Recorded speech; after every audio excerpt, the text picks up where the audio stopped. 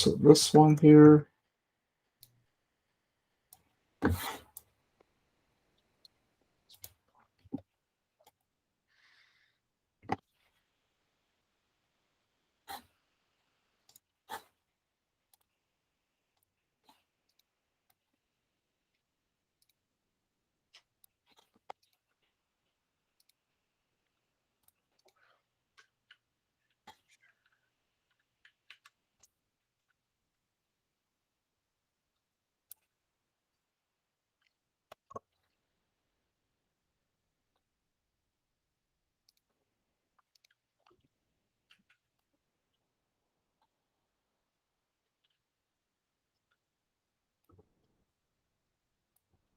All right.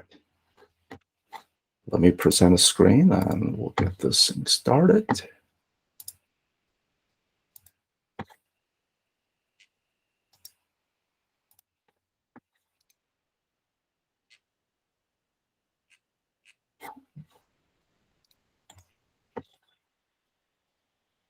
All right, so first issue I put on the agenda here, which is the Istio 1.17 kickoff. So here is the schedule I proposed for Istio 1.17. Today, Wednesday being the kickoff, and then after we come back from New Year, January 16th, on a Monday we do the feature freeze and branch cut, with the first build ready that Friday, and finally the release on February the 13th.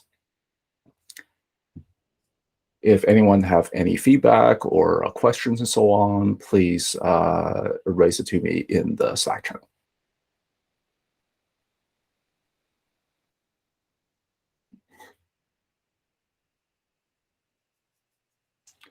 All right, I assume there's no questions so far. Then the follow item. Yes, Rob? Yeah, I just wondered if you guys had release managers all set up for 1.17 yet? I believe we do. Let's see.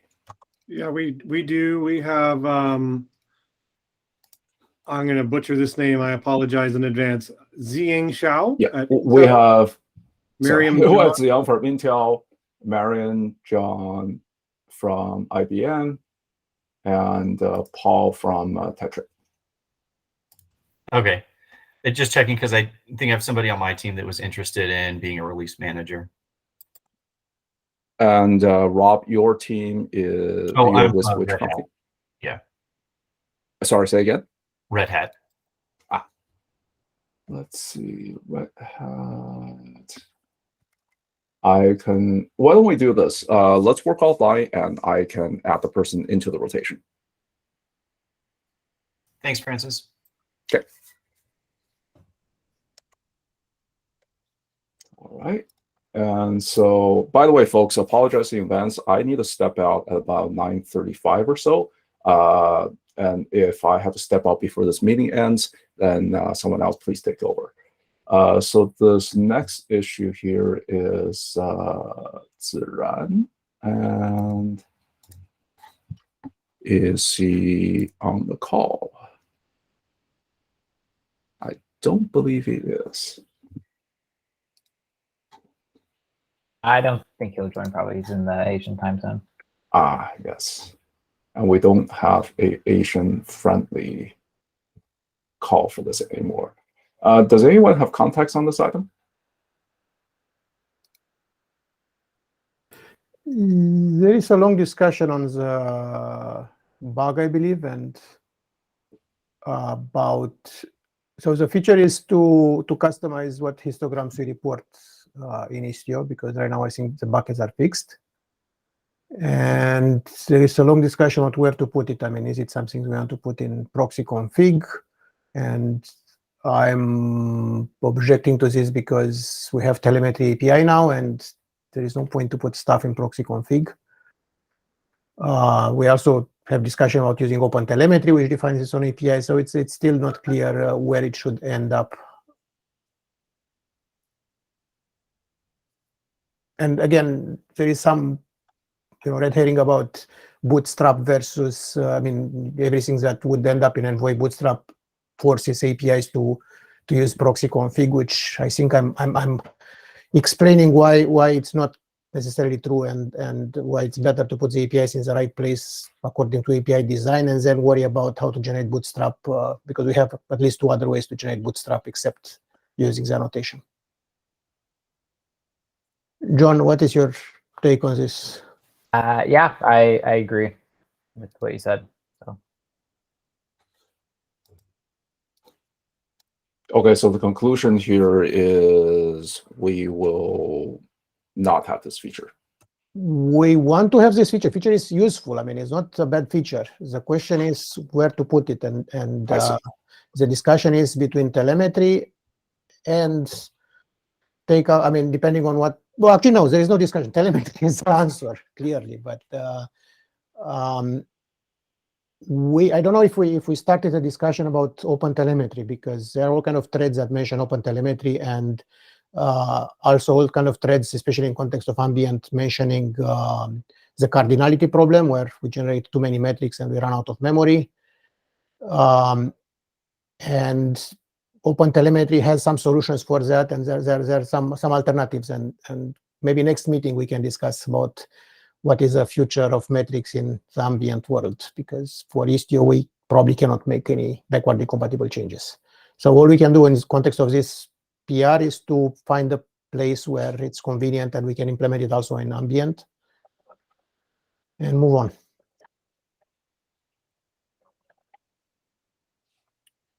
So who wants to follow up here? So Costin, is it you working with Strand? I'm mostly just pushing back against proxy config. I don't own telemetry, and I'm just trying to help here and there to not end up in the wrong place. There are some people who are more interested in telemetry than I am, or familiar with telemetry than I am. But if nobody steps up, I can follow up with this. Specifically, do you mean? Well, I see. What Lei? I don't know who is now most. Yeah.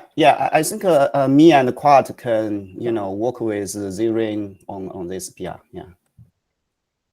I see Quad has commented has left multiple comments in this PR. Yeah.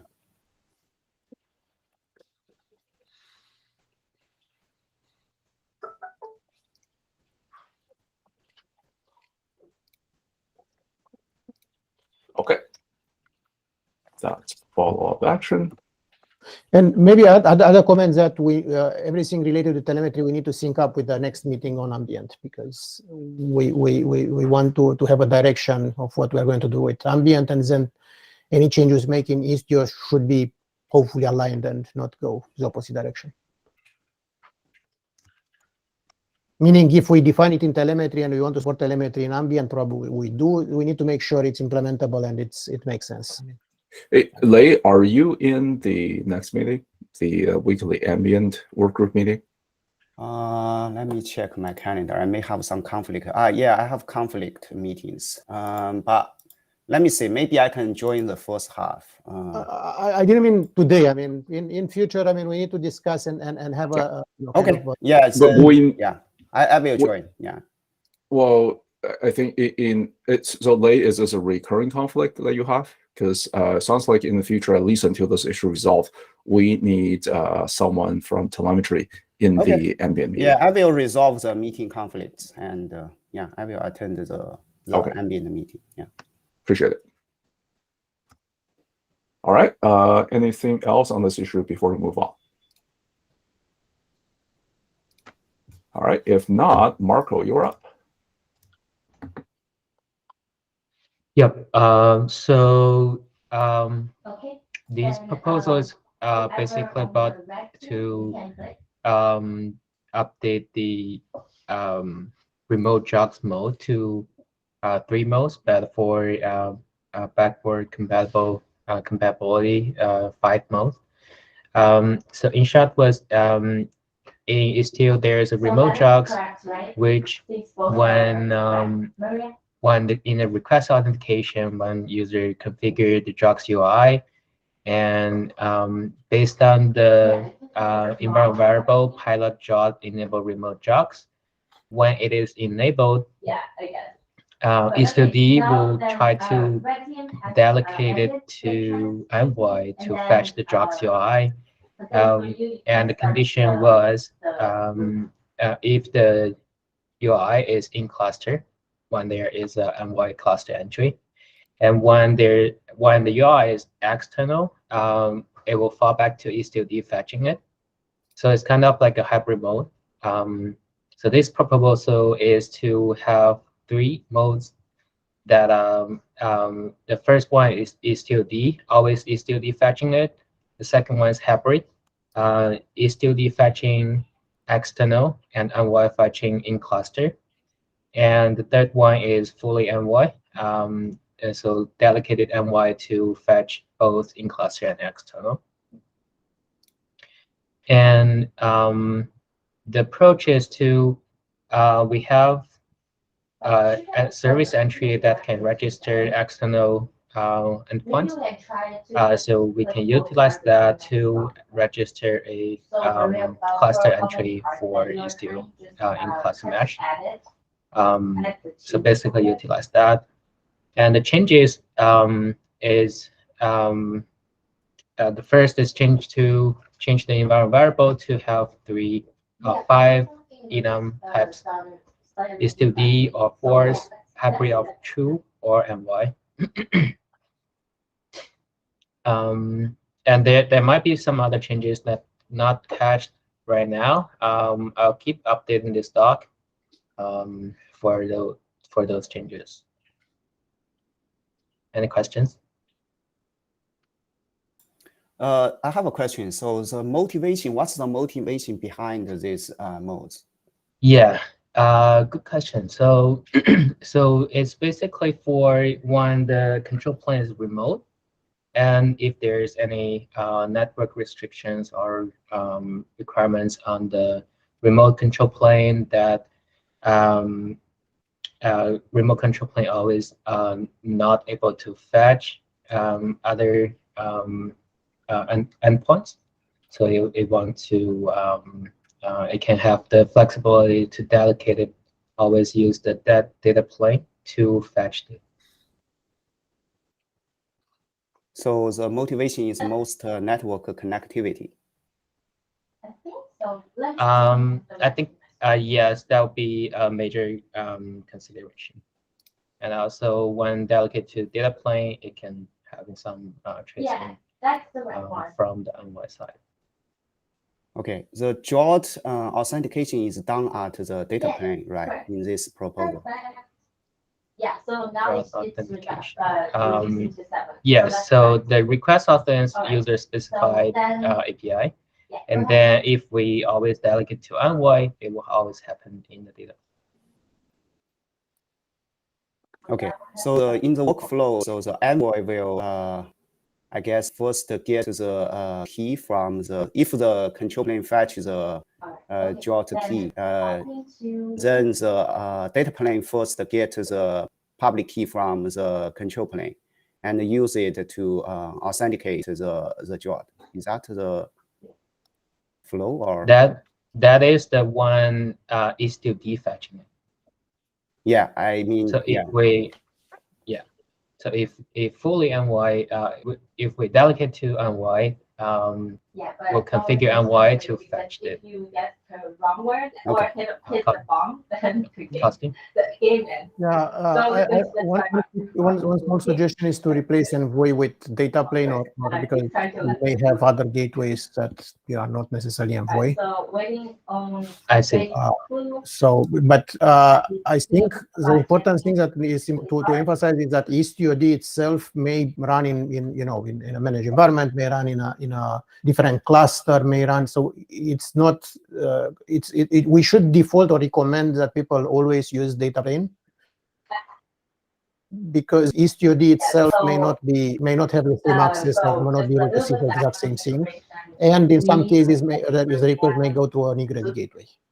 If the users are super secure, they will not allow access to the internet either from Istio D or from the data plane, and all requests need to go through an egress gateway as required by whatever regulations they have, which means that, with data plane, we have already in place a configuration to redirect to the egress gateway, but IstioD doesn't have this capability because we don't intercept IstioD, we don't have any configuration for IstioD to talk with an egress gateway or to configure certificates and other things.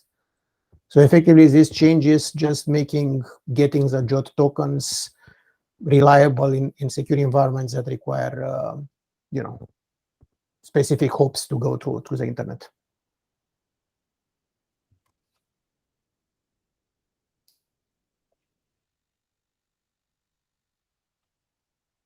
Yeah, if you guys want. Agreed.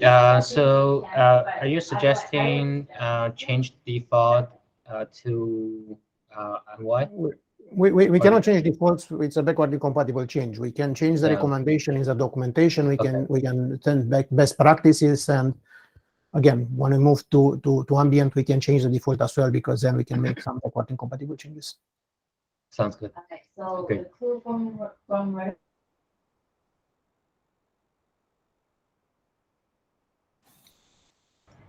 Yeah, one John? concern I have is I was just talking to Ariane this morning. We found out that Envoy, its implementation seems problematic in that anytime the listener changes, it's wiping out everything it knows about the JOCs and refetching it.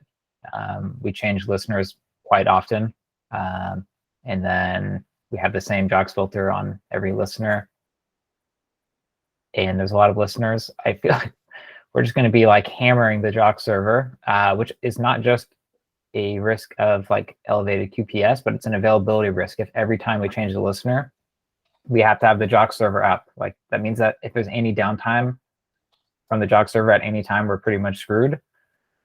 It seems like we should investigate improving the Envoy implementation before we push it further. I mean, I'm fine adding this flag, but before we do anything like recommending users to use it or making it default, like we need to make sure it's actually reliable. RN's doing some more testing, but right now it just doesn't seem very viable to me. Doesn't affect the other keys. I mean, we already support mod equal true, which is Envoy. No, yeah, it impacts that case as well, certainly. So I think that users today that enable this flag, which is off by default and experimental, probably have questionable behavior on Envoy. So I'm definitely not saying we should block this. I'm just saying we should try and improve it further as well. Yeah, that's a very good point. Especially since at startup it may be unreliable and may not work well. I mean, we should go ahead with this change. Yes, not recommended yet until we test it sufficiently. But I wonder if it's something we could put in the agent or put in to get more control over it. John, do you think the agent could there's some other issues even with that. So on the Istio mode, there's this other reliability issue. I'll post the link that Ariane's also looking into, which we don't necessarily have a great solution to either. So it's kind of a lose-lose currently. I think there's definitely going to need to be changes in Envoy.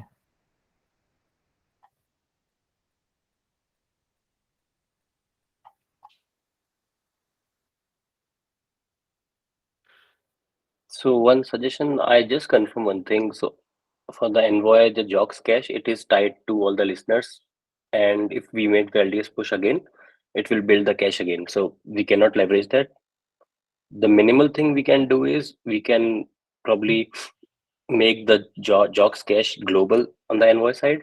And that's how we can resolve the issue there.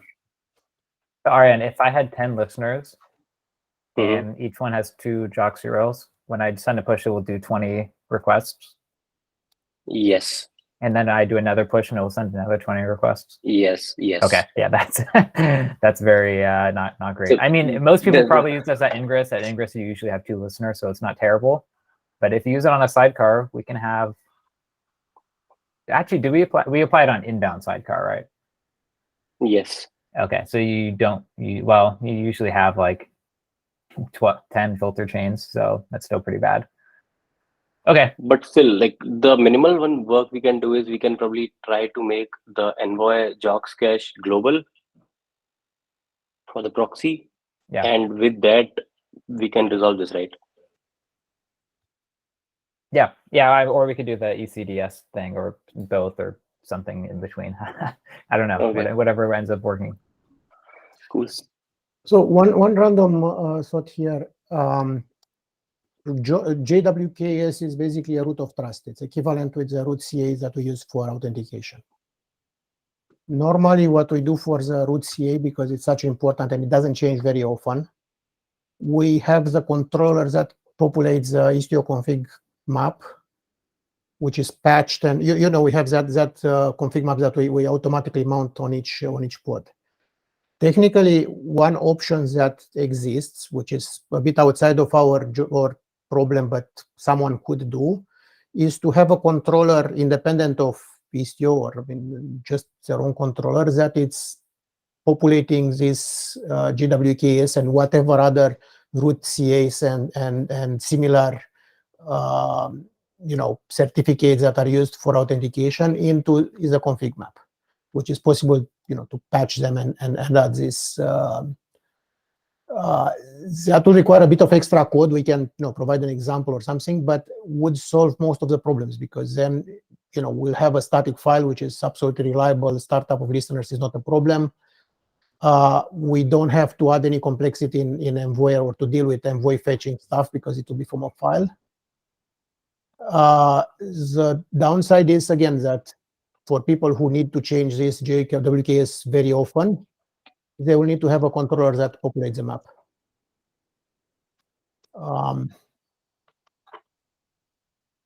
Normally, I mean, most providers of JWKS change root CA every weeks and or even months, because it's equivalent with the root certificate. It's not. But I don't know. It's something to consider. It may. I mean, if we have an option to load it from a path, that will open the way for people to customize it however they see fit. So we don't have to implement much, just to make sure that Envoy can load this JWKS from the config map next to the root CA. Yeah, my thoughts on this is on one aspect is the performance, right? Another aspect is security. So this is like a root of trust thing, right? If someone can, can modify it, then it may raise the concern of, what if it is subject to some vulnerability, or someone can somehow has the escalation of the privilege to modify that file, or put, yeah. Wait, sorry. I didn't mean arbitrary people can modify this config map. Yeah. I meant something in Istio systems that is, it's equivalent with the root CAs that we distribute. I mean, it's no different than how we distribute the root for the entire mesh. So controller running Istio system doing exactly the same things that Istio D is doing, which is, fetch and put it on the right place. Okay, yeah, but we still need to carefully verify that this thing is really secure, because this is really critical to security. Yeah. Oh, absolutely, and so is fetching it from each Envoy, making a request, and that may be redirected through some arbitrary, kind of evil place with a simple configuration change. So it's a very sensitive operation, of course. Yeah.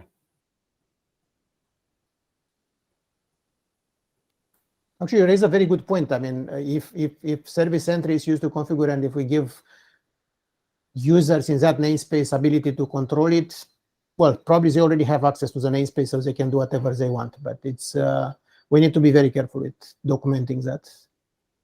Messing with the service entry pointing into evil.com is probably not a good idea.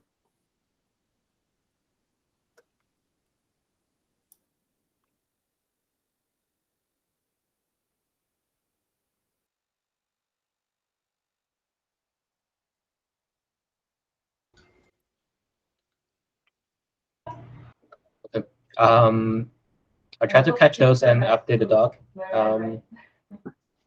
And Oh God.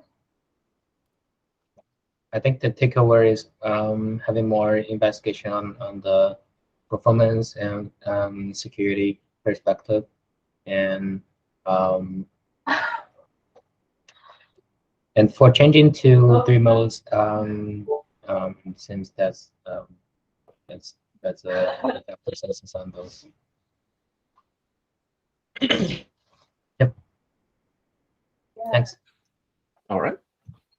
With that, let's move on to John Joyce item. Hi, hi. I added this quickly. This is the poll that I've been talking with Steve about.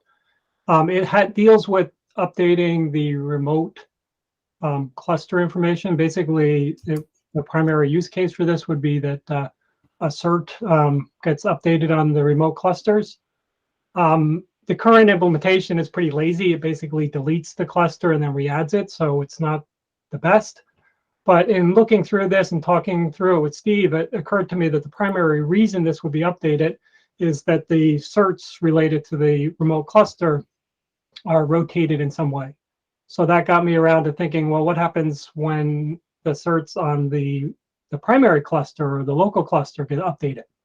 So I posted this in the general Slack, but I didn't see an answer. But is there any code or policy of how you update, or if you need to update things when the certs of a cluster are rotated?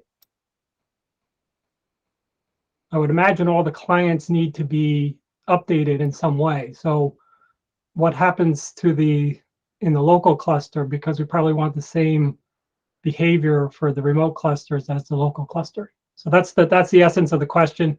It's kind of way down in the conversation on the pull request if people if it's not clear to people what the question is. Did we expect that to be like a live update? I mean, the cluster migration of Kubernetes is like the most invasive thing you can do. I wouldn't be surprised if you have to just go restart all your Istio, for example. Yeah, well, that occurred to me that might be the behavior, but then why, do we want that to be the same with respect to updating the clients for the remote as well? So in other words, do we want to treat the remote somehow differently than the primary, or that's the essence of the question, John? Yeah, no, I get what you mean. Like, we do need to have. So I don't care specifically about like updating the CA for the primary cluster, because that's like super advanced. You have to go update the entire world and it's going to be painful. So restarting is no problem. Like Kubernetes client just doesn't hot reload that as far as I know, right? But then for the other things like adding remote ones, they do need to be smooth. So maybe we end up making that nicer as a side effect. I just wouldn't focus on, like, if that makes sense. No, it does, but in looking through it, I mean, the only right now, the only reason, so if basically the remote is tracked by a secret, and the only thing in the secret that is actually acted upon is the actual, token or CA information. Everything else is doesn't change the controller behavior. So effectively, it is, the thing that we're trying to figure out is effectively, hey, my ability to connect my clients to that remote has changed. And it seems like that's really not any different than what happens in the local cluster. And as you said, it's a... Yeah, I see what you mean. Do we know, I assume no, but is there any support in Client Go to somehow say, like, I want to maintain everything I have, but here's the new credentials for future calls? Or I almost wonder if we could, sorry to interrupt. Actually, I'll let you answer first. So I did a tiny bit of searching. I can't say that I was complete, but I did see that there looked like in Client Go, there was some code added to allow this to be managed by a CA. So that via a CA, you can manage the update, or have a CA manage the update, I think is the way to say it. Now, I didn't dig too deep in that direction, but that's exactly kind of what I was thinking too, is there anything in Client Go that allows this to be updated? Yeah, I think there's also, they have so all the auth stuff is plugins, right? And so they have like a plugin for token, for example. And I'm guessing that just reads it statically once. But you could presumably write a plugin that updates or something. I don't know exactly what that would look like. But that might be something to look into. Is the only updates we're interested in like those authentication ones, or are there other aspects as well that are important? Supposedly somebody could change like the address you reach the server on. That feels more likely that it's a different cluster though. Yeah. Like I'd be pretty worried if the IP changed and then like we considered it the same thing and like maintained our watch, but then open new watch and then like what, I don't even know what happens then, right? If you have like 2 clusters on the same informer like connection, right? I know you can have 2 IPs for the same cluster, but then that's kind of funky. I don't know if we want to maintain all of the same watches or not yet. I think that if we do, anytime we switch any of this authentication method, like we don't know if we had any downtime where we weren't receiving updates. And I don't know what the behavior would be with regards to like which events we'll receive and in what order. So we kind of have to do kind of an integrity check to say like, did things that we think we have go away? More Yeah, than I likely, think we'd run our sync all stuff to just kind of catch up. But I think how it should work is, let's say we open an informer on pods, and then during that time, our token expires. I doubt the Kubernetes will like force us out on an existing request. If our token expires, it will probably let the request finish. Eventually, the request will finish. The informer automatically has logic to reconnect, and it will then use the new token because we fixed that somehow. And it already has the logic to make sure that you get all the events again in the informer and the API server. I think the only issue would be if the server actually changed somehow, which it should be the same server that we're connecting to, as long as we don't allow like the actual IP address to change, right? Like the Kubernetes is designed around disconnecting and reconnecting on your informers multiple times. We shouldn't have to do a special logic to sync that up. so in the case that somebody updates remote secret, we would basically just read in the new kube config, and then we'd have our own custom auth plugin to swap things out rather than just building a new client from scratch. But I guess we could have some logic that says, okay, did the actual server change? And if in that case, we could revert to our old behavior. That is what I was thinking, but I'm worried there's edge cases. It's probably good to get some folks from Kubernetes involved to at least like sanity check that what we're doing and see if there's better options. But the requirements would be that even if connection to an API server is dead, we should keep the endpoints for some time. I mean, we should not drop them immediately. Because yeah, we don't have anything like that. As long as this requirement is met, I think then we are fine, because at least whatever happens, we'll have 15 minutes or whatever of where we keep them alive, and then if it restores, it restores. Otherwise, they go. I don't think we even have anything about like after some period of being disconnected from the remote API server dropping endpoints or anything like that. I think we would keep them indefinitely until you like remove the remote secret. I don't think we even have anything to like temporarily ignore them. Yeah, I think that's correct. I'm pretty sure that's correct. They just stay there forever until the secret is removed. Yeah, I'm wondering how this will work with ambient, where we kind of rely on this mapping between IP and service account to be relatively fresh and not frozen in time, because the IP may be reused, but that's a different discussion. Another comment I have about moving this to stable is what is our stance on Kubernetes? The multi-cluster they are doing, because they have the cluster local, which we kind of support, but not really advertise or document too much. So we support referring to a global service with cluster, cluster set and cluster local. I think we kind of lost track of that with Nate, but I know. Pick that up. That's why we forgot that we have that feature. I mean, this promotion PR has been out for like a year and a half at least, so I'm not sure how valid it is at this point. Which one? Like the one that we were reviewing, like in the one that triggered 113. I see. Yeah, I guess we can. My concern is we are moving something to stable, but we don't know for sure if we want it to be stable. I mean, if because the semantics, the problem always has been that we are changing the semantics of Kubernetes. So if we ever have Istio enabled by default or enable the entire cluster, or we want to do what ambient is trying to do, we cannot do it in part because the semantics will change in subtle ways that we don't understand. The benefit of, so maybe I don't know if we have any option to promote the synchronization of endpoints and but not necessarily the semantic of service.cluster.local automatically becomes spread across the globe. Anyway, probably that's something to discuss in ambient because it probably impacts ambient more than it impacts us. Okay, so the net, I think the net of this is to explore, follow up a little bit of John's proposal of, is there a way to update the token or any other mechanism to have the clients sort of be able to refresh on the remote. I think that's the net for this specific comment, but then it opened up a Pandora's box of other things potentially. Okay. Oh, thanks. One more thing. Sorry.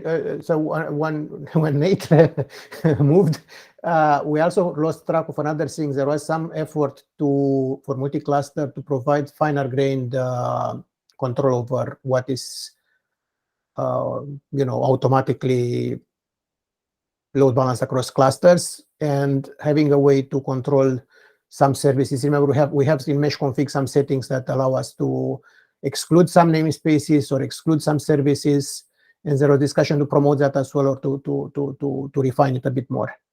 I don't think it's blocking this particular thing, but we should probably reopen that discussion because that's a problem that we have today. Okay, so Costin, I think you're almost proposing that we put together a little checklist of things and decide, what we want to promote, what we might want to promote, and how to advertise it as well. Subdivide things perhaps or whatever. Yeah, I think the core feature is stable, has been used for a long time. It's all good, but we have remaining, kind of hidden work items that we probably can do afterwards, but we need to prioritize them and keep track of them because they're important. Yeah, I mean, I think in a way that's what the original poll a year and a half ago was trying to do: enumerate the different subset of things that are needed. And now we have another. We have quite a few more things that may need to be added to that list now, I guess. What do we get by putting the label? Just that some users will start using it more, or this will change anything in real life if we promote it?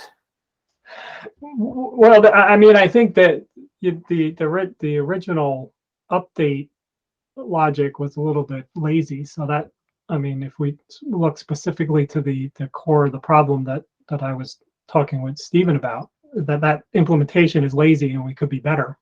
But it opens up a whole bunch of other things. And then it opens up the whole question you have, which is, okay, what does, promoting it to stable, what does that really mean? I don't know. Yeah, to be honest, we promoted other things to stable that we know have potential issues and potential impact. I think it's okay to promote it. I mean, it's been one of the workhorses of Istio. It's been, I mean, maturity is pretty clear. I mean, people use it in production constantly, so it's not a matter of it's not sufficient. It works. So okay, I withdraw my comments. I mean, we can address them separately after it's promoted. Okay.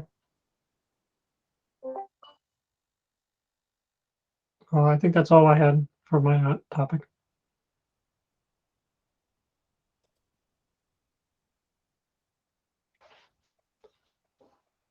I think one thing we should also do before we make it stable is handle removing a cluster better. Right now, there's like no draining state.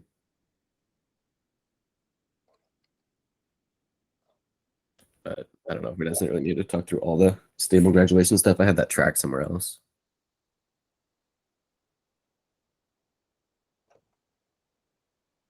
Could you send me a pointer to, if you have that, Yeah. if you're publicly tracking that?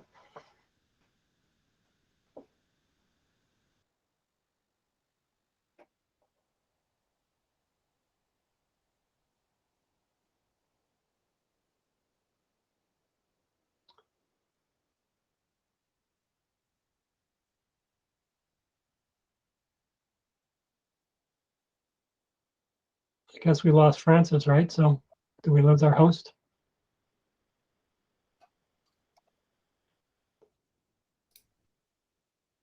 All right. Well, if that's all that's on the agenda, last minute for anybody to add anything. All right. In that case, I'll see most of you at the ambient meeting in 15 minutes.